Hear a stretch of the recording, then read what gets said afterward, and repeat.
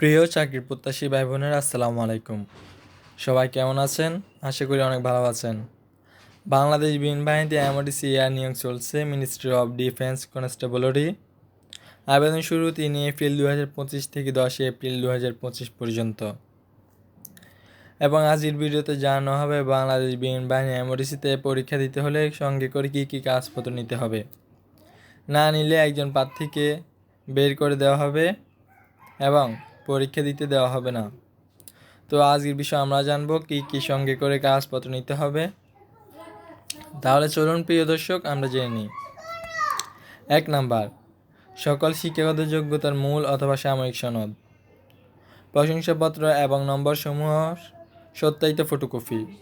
2 number, স্ব union পরিষদের chairman বা সিটি কর্পোরেশন ওয়ার্ড কাউন্সিলর অথবা পৌরসভার মেয়র কর্তৃক প্রদত্ত জাতীয়তা সনদ, বৈবাহিক অবস্থা ও স্থায়ী ঠিকানা উল্লেখ সহ এবং প্রথম শ্রেণীর গেজেটের কর্মকর্তা কর্তৃক সত্যায়িত চারিত্রিক সনদ। স্থায়ী ঠিকানার প্রমাণ হিসেবে ব্যক্তির নিজের পিতা বা মাতা ও পিতামহ বা পিতামহীর দ্বারা স্বনামে স্থায়ী ঠিকানা হিসেবে ঘোষিত আবাসস্থলের বিপরীতে হালনাগাদ কর বা খাজনা পরিশোধের প্রমাণপত্র অথবা পিতা বা মাতা বা পিতামহ বা পিতামহীর জাতীয় পরিচয়পত্র বা পাসপোর্ট উল্লেখিত স্থায়ী ঠিকানার যথোপযুক্ত প্রমাণপত্র জমা দিতে হবে।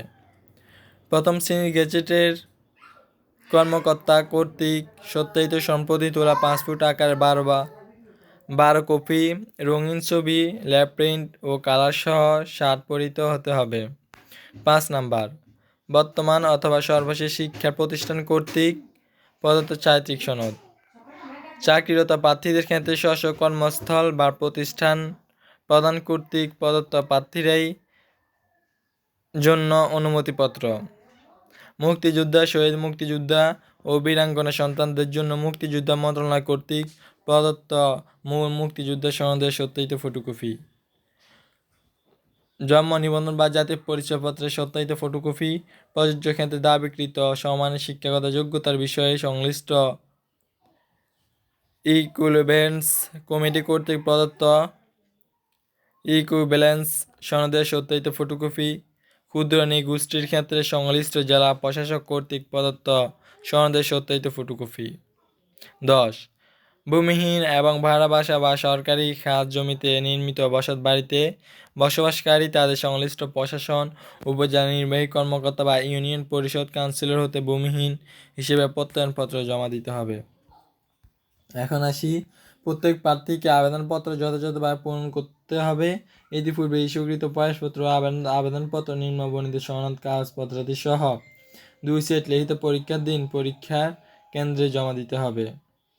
তো আমাদের ভিডিও এই পর্যন্তই। সবাই ভালো থাকবেন, সুস্থ থাকবেন। আল্লাহ হাফেজ।